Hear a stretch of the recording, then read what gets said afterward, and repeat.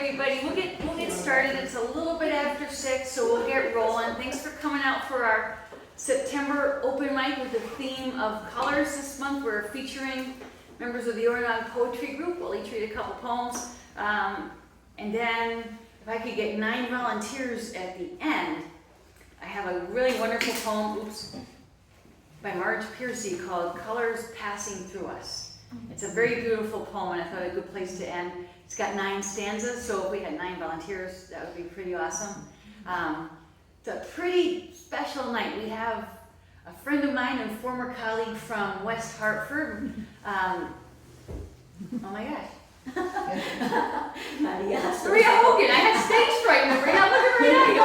Maria and I worked at Litchfield High School together for many years, had a lot of adventures and good times off campus. And she's written a memoir that she's going to read from, and she has copies of it available here. And we are also honored to have Woodbury's 3rd poet laureate to be installed on the 15th of October here in the gallery at 6:30, Katie Baker. So let's get Katie.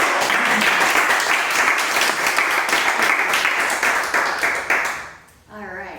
So I guess since I'm standing here, I'll start, and then we'll have members of the Oregon Poetry Group come up, say your name, and read your stuff. All right? I came up with the theme of colors, and then I'm reading my poems, and I'm thinking I don't have too much that zeroes in on that. Silly me.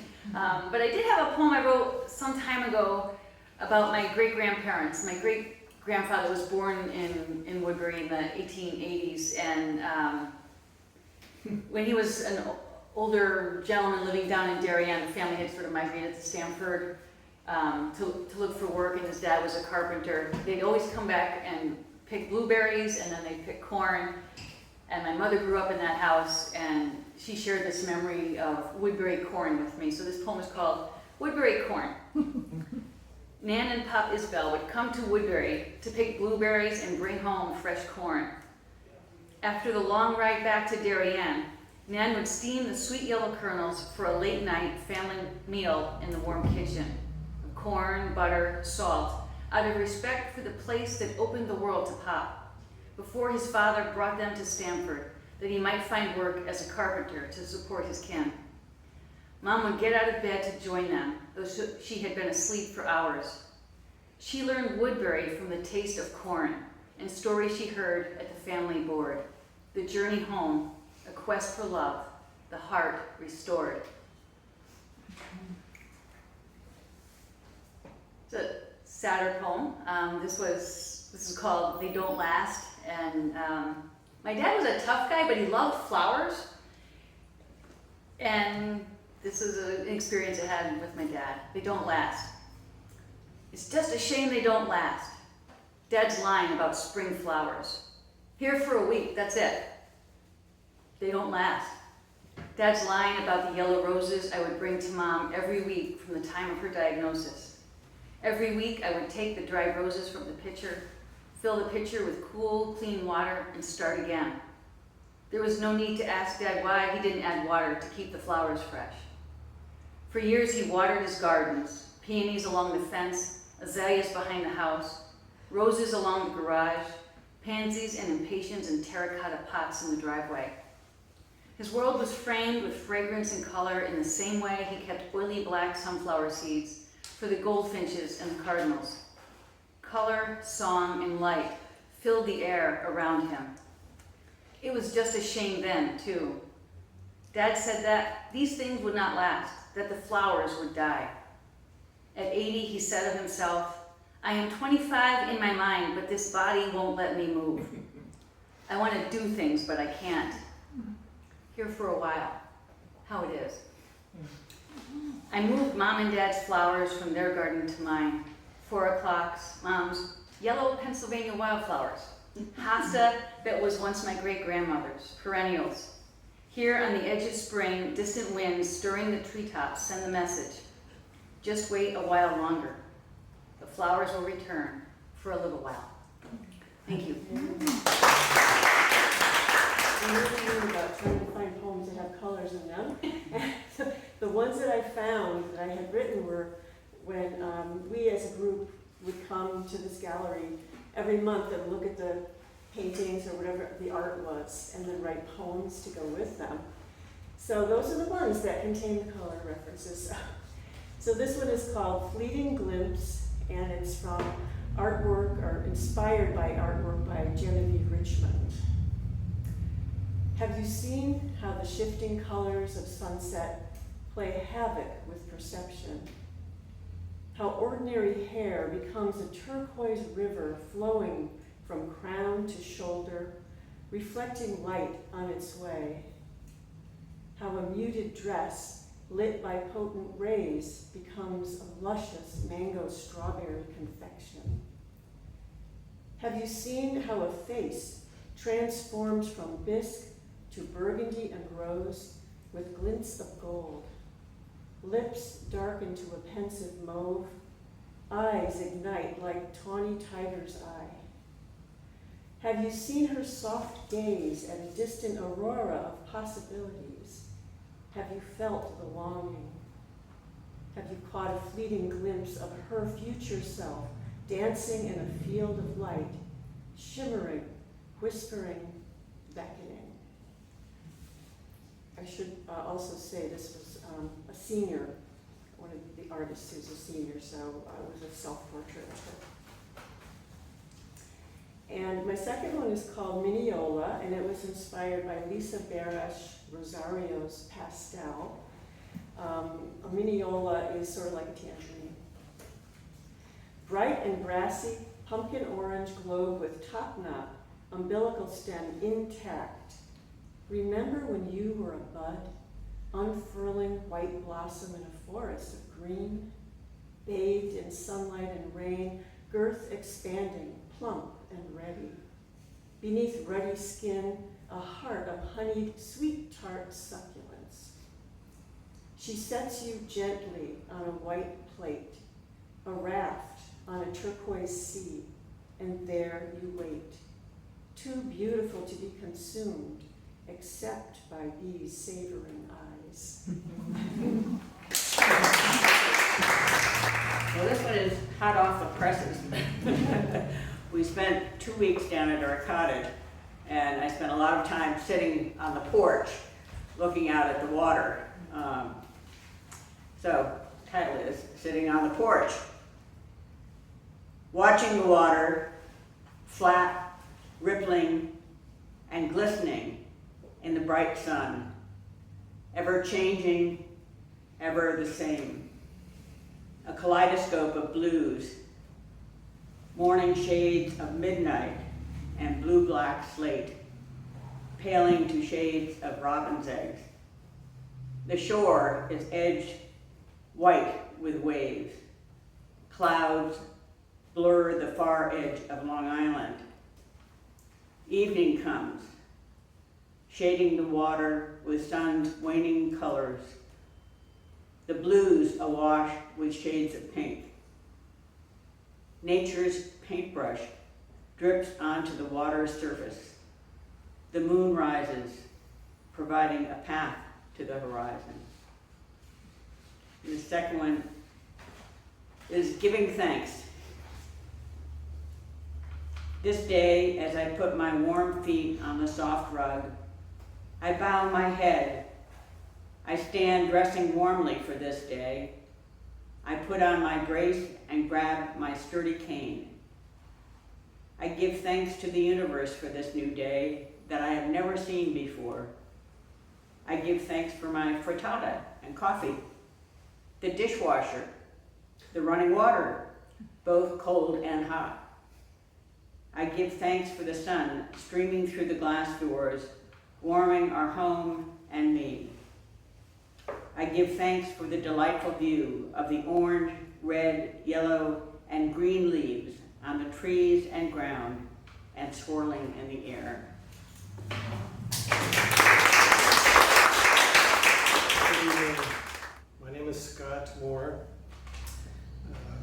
Thank you to Sandy for these wonderful last 3 years as Poet Laureate, although I became involved just in this last year. So thank you for the opportunity. I wrote this poem for tonight on the theme of colors, and I was thinking back through my legal career, thinking what I could connect with colors.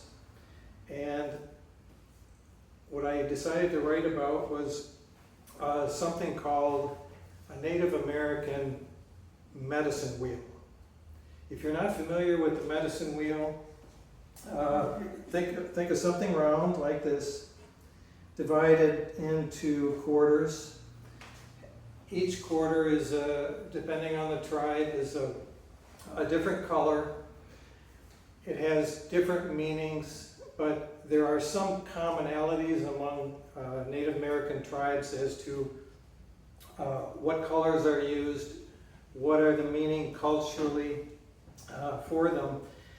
And in my career, I had a long-standing client who was a medicine man, and the medicine wheel was something that was always with him.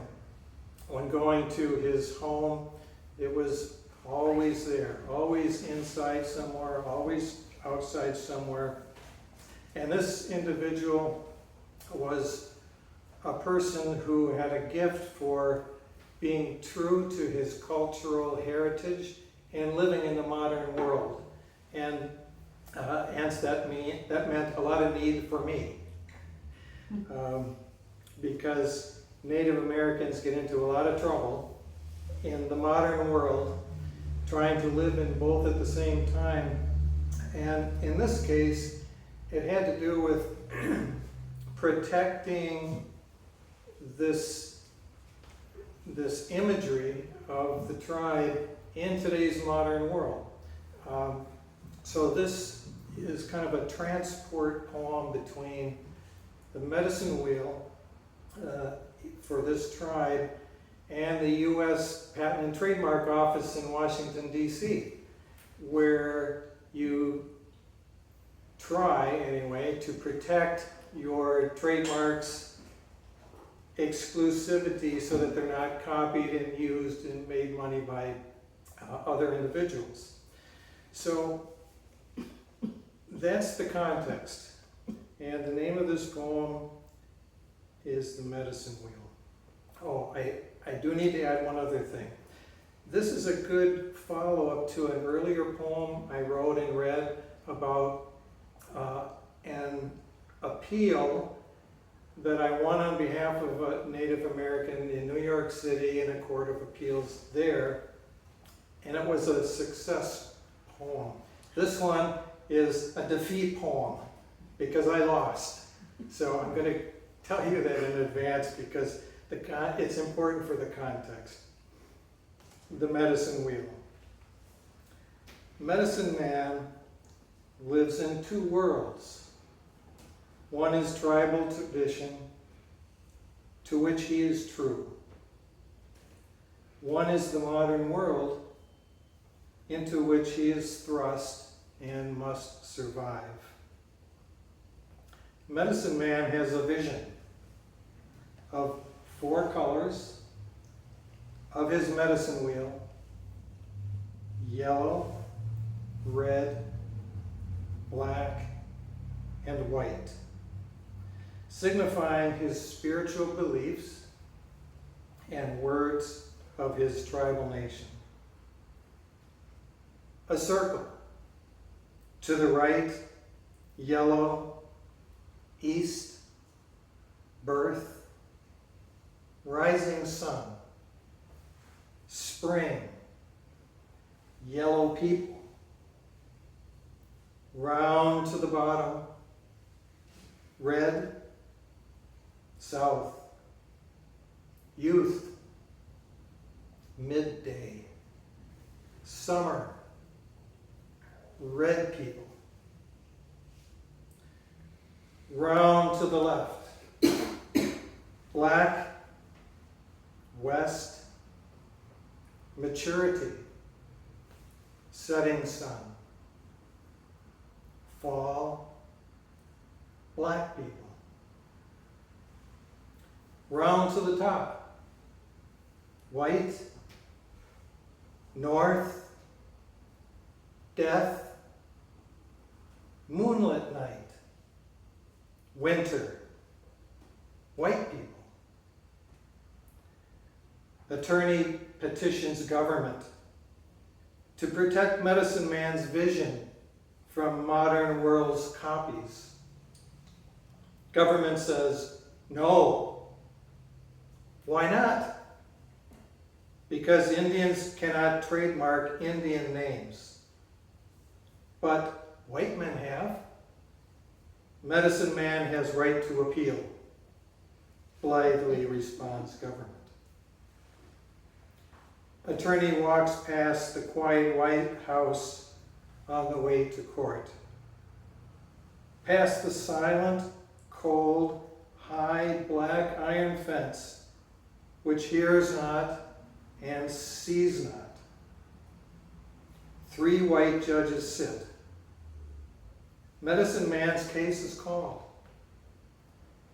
Attorney gets one elementary question after a complex argument, seemingly from another time and place. Mystified judge asks, is there a difference between an Indian tribe and an Indian nation? Appeal lost. Thank you. Evening. Hi, I'm Sam Gluck. I wrote, the poems I'm going to read are 2 very recent poems. I don't write that many poems, but this one could be inspired from Woodbury, because about every week or 10, 12 days, I go to the recycle center, the dump, whatever you want to call it, on, not sure the name of the road. It's Nanawag Road. It's the back road that goes to the high school. Then you come out from there and you make a right, then a left, and then the dumpster. Anyway, I've lived here about 2 years, so I've been doing this route, about 100 times. So about a month ago, I noticed on my left a corral, and there's a horse there, a white horse, because I'm driving, I'm looking straight, and it's all leafed in. I go, oh, that's, I like horses. I like animals. So often I have animals in my poems, either horses, lions, or wolves, because I have a wolf. And I'm a Leo, so I'm a lion. And I like horses. So this is called The Old White Stallion. Oh, and the colors here, I wrote this without pre-knowledge that the theme was colors. Okay. So the colors here are white, gray, and green. See that old white stallion out at pasture? Gone forever, long lost days of rapture. Fading memories of the glories of the race, when hooves and hearts were pounding rapidly at pace.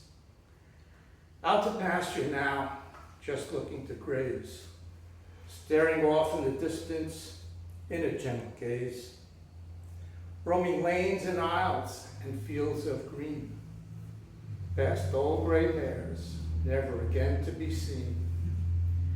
Nary a look nor a smile, not much left to see, gone forever, former days of victories. See that old white stallion out to pasture, left only with fading memories of long lost stature. This next poem, the color theme is amber. And this came about because I'm an aficionado of single malt Scotch whiskey, and I've made purchases from an online retailer out of the UK, the name of which is the Master of Malt. So this is the largest online retailer of whiskeys and spirits. And they had a poetry contest to commemorate, I think it was the 250th or 200th or 150th anniversary of Robert Burns, the poet laureate of Scotland. So the theme was Burns had to be in the poem, and Master of Malt had to be in the poem. And if amongst this selection of poems that were chosen, which mine was not, there were 5 winners who would receive various bottles of whiskey. Okay.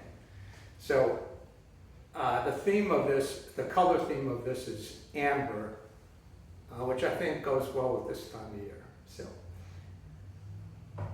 while sitting in a Scottish glen, came upon me an uncanny end. Upon my steed I quickly rode to the nearest pub, my spiritual abode. Came to me a lovely lass with a readied, amber-filled glass. What shall your pleasure be? Is it sherried, peated, smoked, or me? Dear girl, I said with all due respect, what is it that you truly expect? Oh, kind sir, just be real. Is there anything for me that you feel? My feelings for you should certainly come first, but for now I must quench this raging thirst. For though thy beauty is worthy of desire, within me burns a raging fire that can only be sated by the master of malt. Sweet lady of mine, it is not your fault. For as soon as I drown this yearning of mine, our pleasures to come shall truly be divine. I have 2, and they were undeveloped poems that I've been working on for this. One is light and one is dark. So I'm going to start with the light one first. I think I'm going to call it Blue Bug because I'm so fancy with everything else. A flying beauty lands on my boat, so jewelishly cool, like it absorbed all the blues of the world, the royalty of Delphinium, the bleached light of a Bahama Bay, the Atlantic of my father's eyes. Color lightning strikes me, so I ask, what is your name? Linnaeus called you Odonata, yet clearly poets have intervened. Dragonfly names are endless mouth jazz. Scarce chaser, slaty skimmer, azure luette, seaside dragonlet, spring water dancer. Nature's rarest color ornamented with alliteration, metaphors, stress patterns. Yes, it's hard to resist, so I devised my own list. I'll call you Sky Matcher Soul Catcher, Disco Blue Eyeshadow Dancer, Cool Pool Hover Whipstick, Indigo Ink Splash Dasher, or the over-the-top Harry Winston's shamefully sea-shiny showstopper.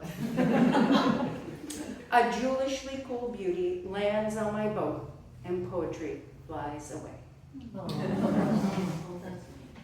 All right, ready for the dark one? It's hard. Okay. I don't have too much to say about this, but people always lean into the circles of life, and circles being affirming shape, and sometimes I don't see it that way. Yellow birches. I detect as I'm walking the root beer scent of falling. I spot edges yellowing, stepping over parts of you on the ground. I detect the root beer scent of falling while listening to Mac Miller rhyming about his problems with circling. And I'm wondering, why is it all so early? Did the soothing rain come too late? Are your leaves releasing from calculation or as fingers from a ledge? And I hear Mac say, who am I to blame? Who am I to blame? Timing, departing, parsing, Reasons and seasons, it's fruitless but circles, it is clear, can just be holes for falling. This root beer scent is the appalling sweetness of decay. As I am striding up the hill, Mac is warning, rapping from his hole. It's getting pretty late, getting pretty late. The birches, though, are not really yellow yet. I tell myself to call it all perfume. I have poems that have colors, but I've read all of them before, so these are like new ones I broke out, and one I kind of reworked a little bit to make sure it fit the theme. And the first one is called Happiness Released, and over the summer, remember there was like 2 weeks of nothing but gray, and like rain every day. So this came out of that. When the rain stops, looking out on a clearing sky, pinking blue and white puffs, the most pleasant colors I've seen in days, lift my spirits. There's a calmness in my breathing, hope rises, joy too. There's a bounce in my step as the doldrums are unclasped and I'm free. This one is called You Are You.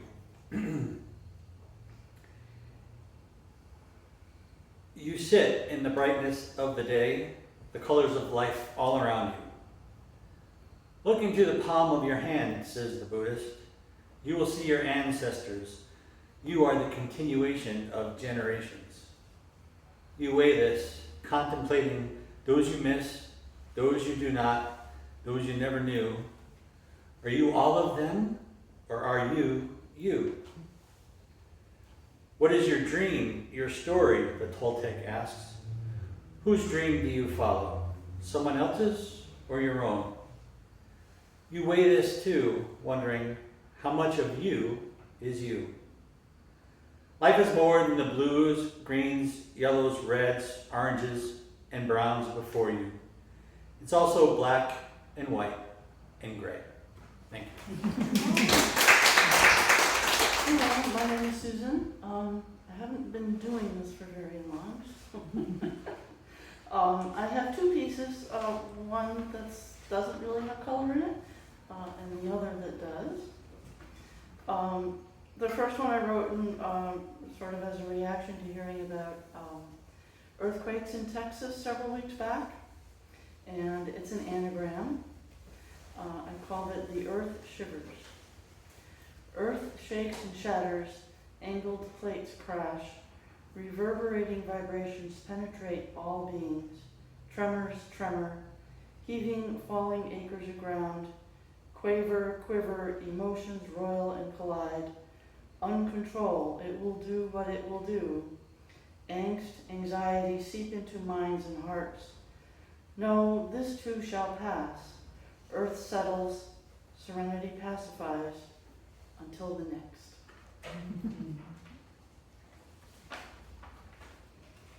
And the second is about colors. And I called it Finding Bounty. Sun sends its warming, energy-infusing rays to Earth, sparking the awaited perpetual cycle of growing and uplifting crops in the fields. Corn stands ganglion, emerald-colored, golden ears topped by flaxen hair, arms proudly outstretched, reaching skyward. Sunflowers, tall and willowy, all swaying in unison in the wind, countenances turned toward the sun, obediently tracking as the orb travels across the sky, sun-gold petals as spokes on a wheel, outlining chocolate-petaled faces. Strawberry plants crawling with a light step across the ground, feathery roots seeking into the loamy soil, ruby red fruit sitting atop delicate emerald-colored leaves. Crows, ebony wings deftly catching air currents, soaring and swooping, surveying all below, searching all that grows for morsels and nibbles. Scarecrow, looking fierce into some, stiff and inert, exuding intimidation, bits of pale yellow straw randomly and rakishly protruding at all angles. Crows are well seasoned to their task and do not fall for the con.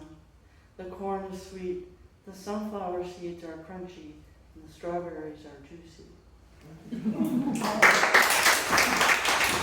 Thank you very much for letting me share this with you. I am Maria Souza Hogan. I'm from Brazil originally. I came to the United States as a teenager. Actually, no, later when I finished college in Brazil. I came to work for a family in Arlington, Virginia as an au pair. And the family, the husband was in the Navy, and they were transferred to Guantanamo Bay in Cuba. So I had to go to Brazil. They sent me back to Brazil, and I met someone there. I was a teacher, an American, Paul Hogan. So he asked me, I started teaching him Portuguese, that's my native tongue, and he asked me if I wanted to come back to the United States to go to school, and I said definitely yes. So he paid for my schooling. I went to St. Cloud State University in Minnesota, and I lived there for a while we got married, and I had a son, Paul Hogan, and unfortunately my husband, Paul, was in an accident. He died in an accident, so I came back to New York State. I raised my son and went back to school to Massachusetts, the University of Massachusetts, where I got a PhD in Spanish American literature. I teach and just I thought with Sandy at Litchfield, and I kind of retired this past summer in November. So I wrote this book, it's called Samba of Survival. Samba is the dance of Brazil that went to Brazil by the slaves from West Africa, and it's a typical dance of Brazil, and I called it a samba because it was my samba. I grew up in poverty, in extreme poverty, and I just wanted to tell the world what it's like to be poor and to live in poverty and to be hungry. I was a survivor of hunger. And this passage that I'm going to read to you, it reflects the voices of women. The women helped me quite a bit overcome the difficulties in my life. And this little passage is about a neighbor of mine that when she saw me hungry, she offered me food. Her name is Tidinha. Tidinha is short for Tida. The Inha in Portuguese, it's like a term of endearment. So I'll read this to you. So, oh, forgot my glasses. I can read without it. Okay. So it's Dona Tidinha and Seu José lived to the left of our house on their way to the beach. Seu José came home each day in the afternoon, carrying bread in a brown bag and groceries wrapped in newspaper. Dona Tidinha sewed, washed, and cleaned her house. Once I started school, I often walked by her house with my books under my arms on my way to study on the rocks by the clear water. As soon as she saw me coming, Dona Tidinha leaned to the front window and signaled to me. She bent her head down to my ear and asked in a whisper, "Have you eaten anything today, Leda?" They called me Leda in Brazil. "No, I haven't," I answered in the same soft voice. "Come in the house," she said. I approached Dona Tidinha shyly. She quickly closed the window and door behind me. "I don't want anybody in the neighborhood to see you coming into my house and think they can do the same," she said. "I don't have enough food to feed everyone," she added. Without much saying, Dona Tidinha told me to sit down at her small table, and she put a speckled ripe banana and a piece of bread in my hands. "Eat it, and don't tell anyone that I give you anything," she repeated. "God knows I don't have enough to give if others come knocking on my door." "I won't say anything to anyone, Dona Tidinha," I replied. I held the banana in one hand and the hard bread in the other, and I took one bite of the banana and one bite of the bread. They tasted good together. I chewed them, and food soothed my empty stomach. Dona Tidinha watched from her seat across the table. Neither of us had much to say. She remained silent, watching me, while I finished chewing the last bite of banana and bread. I like that about Dona Tidinha, her quiet way of feeding me. I got up and walked toward the door after eating. When I looked back, I saw Dona Tidinha watching me while I skipped over the fatted and the small rocks, pinching my nose tightly with one hand while holding my book with the other. I reached the tall rocks and sat down to study. Now I wrote a little, what I maybe shouldn't call a poem, because I'm not a poet, but it's a little reflection on Dona Tidinha. Dona Tidinha, I remember, under the shining sun, by the silver waves bathing the warm sand, under a blue sky, I sat at your table, by your silence, eating a banana and bread, killing the hunger, feeling the soul, forever grateful. Thank you. Thank you. Cindy, I'm late to the party, but you do a wonderful job. Thanks, and thanks for Just bringing with it. Gloria, and welcome, Amy. I did a poem the last time I was here, and it's about fall and about color, so I'm just going to do it again. It's called The Ruin of October's Cathedral. Time genuflects in nature's nave of red, orange, green, and gold, then rises in cold gusts to scatter vivid shards. And today, and yesterday I was working on a poem about colors, because I'm glad to hear that other people have problems with not having colors. It seems weird, doesn't it, really? It's called Color Guard. It's kind of political, so. That day of shock and horror is remembered in shades of gray. The film in my mind of January 6th is sprinkled vividly only in the red, white, and blue of the American flags carried and weaponized that day. After the storming of the Capitol, still words strange to speak, see, hear, and write. The flag seemed some other symbol, not the one known, revered, and celebrated, but now a banner of chaos, fear, and hate. Oddly disturbing to display, as though it was emblematic of values not our own, and not of this nation indivisible, with freedom and justice for all, ideals to which we persistently aspire. It is our flag, O glory, the star-spangled banner of these United States. Red for valor and strength, white for idealism and independence, blue for vigilance, perseverance, and justice.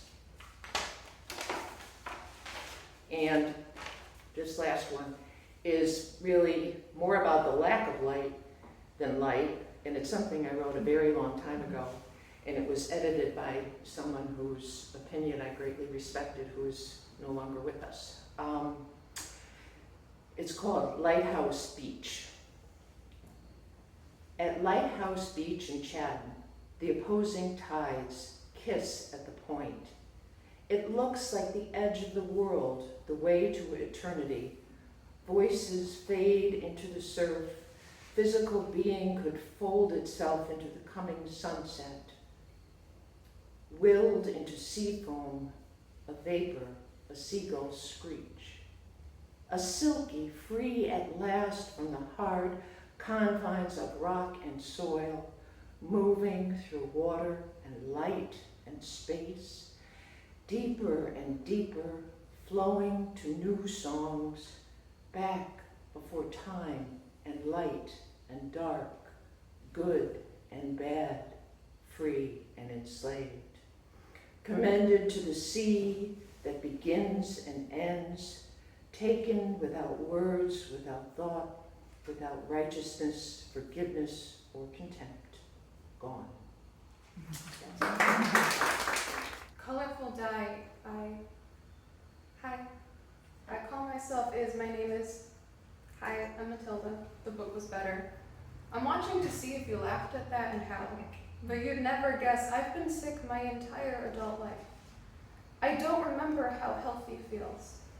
Hi, I'm Matilda. I'm 21, so I can get drunk legally now. Truth is, I don't drink, but your reaction indicates to me whether or not you have a drinking problem. Is I don't remember what drinking feels like, what eating feels like without nausea. Hi, I'm Matilda. I'm a musician. I stayed alive to paint time with little black notes from white paper, and I'm a human rights activist. Truth is what lies in the gray, and I will die to uncover it. Hi, I'm Matilda. I danced before I could walk, but I'm 21 now, and I left my cane in the car. And truth is, can you hear me? I get bored pretty easily. I've loved to learn my whole life. I'm a bit of a glutton for punishment, and I'll always do the hardest job. First, I started forgetting simple words. Then I couldn't read or write or move.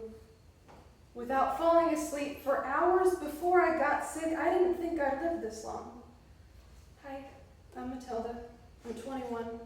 I'm pretty used to being abandoned, so I can tell how you're reacting to every word I say. You cannot hide from me, because I can sense every slight shift of electricity in this room. And I had to learn how to disappear. Can you hear me? That's what I thought. I may be a lot of things, but stupid sure as hell isn't one of them. And this is all pattern recognition. Hi, I'm Matilda. I wear bright colors because I don't think I'll ever know what bodily autonomy feels like. And dehumanization is less rational than deducing you must just be invisible clearly, you know? You know, I wear bright colors because the attention I'm used to is dissection. A monarch under a microscope, royalty butterfly was taken from her. And all my sequins you sequenced into the night sky are stars I will never be. Because I exist in sunset. Orange melted purple, soda pop puddles, such beautiful torture to breathe in a state of dying. I'm having some brain fog. Except I'm lying. Because I'm not lying down. I have the energy to stand up, dress myself, and drive here, and read my writing for the first time after a year I spent months stuck in bed reading hours of my writing to my cat. She's black and white and my only constant light, but she can't understand. I'm used to being disappointed, but not an audience. Can you hear me? I asked you a fucking question, Kent! Hi, I'm Matilda. I've forgotten if I exist. You listen, but you don't hear me. You hear me, but you don't listen. Who's you? I'm looking at you. You're looking through me.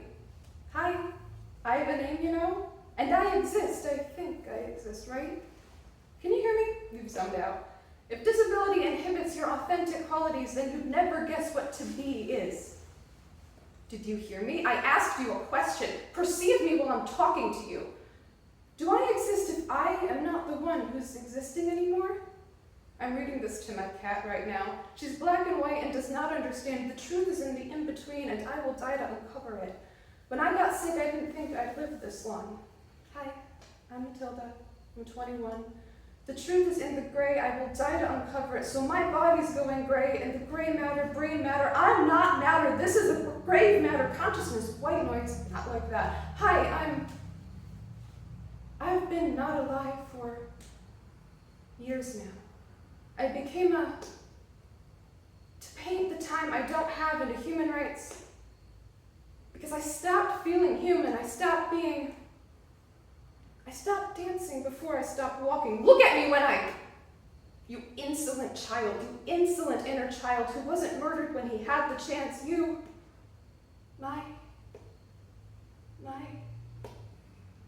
sequenced into a soda pop hellscape, fizzy fuzzy cotton candy bone marrow. I learned to disappear because I can't run away anymore. I can't be bored anymore because I can't think. I can't.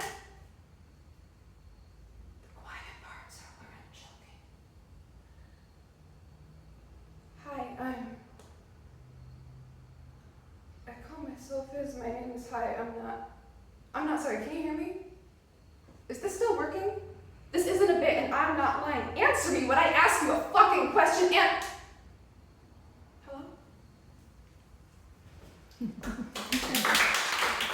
At my grandparents' house, we rolled down the hill until we hit the brook that we would catch crayfish in and pick forget-me-nots from the banks of and bring them inside to display in a bud vase on the windowsill.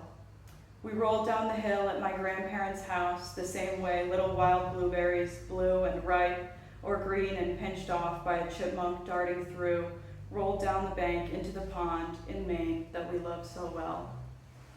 The same way that apples rolled down the branches of the tree, rosy red reflecting grassy green into the gravel of the driveway, and soft brown spots attract bees and evening whitetails in the front yard, where my grandfather would say, water witches must skip a generation, and teach my brother how to find a well with a Y-shaped stick. A well like one that we would find deep in the woods to open up to find salamanders inside, shining tar black and yellow spotted. My brother cupped them gently in his hands to show me, and I haven't seen that many salamanders lately like we did back then. We rolled down the hill at my grandparents' house the same way we rolled balls of snow to make snowmen in the winter, to guard our snow fortress where we would eat real snow cones that we flavored with cans of Coca-Cola from the kitchen closet, never out, where my Oma kept her stash of her favorite sticks of gum. I mentioned before I had this poem by Marge Piercy, Colors Passing Through Us. Wondering if we can, it's 9 stanzas, and it's just a very beautiful poem. Colors Passing Through Us by Marge Piercy. Purple as tulips in May, mauve into lush velvet, purple as the stained blackberries leave on the lips, on the hands, the purple of ripe grapes sunlit and warm as flesh. Every day I will give you a color, like a new flower in a bud vase on your desk. Every day I will paint you, as women color each other with henna on hands and on feet. Red as henna, as cinnamon, as coals after the fire is banked, the cardinal in the feeder, the roses tumbling on the arbor, their weight bending the wood, the red of the syrup I make from petals. Orange as the perfumed fruit, hanging their lobes on the glossy tree. Orange as pumpkins in the field, orange as butterfly weed and the monarchs who come to eat it. Orange as my cat running through the high grass, through the high grass.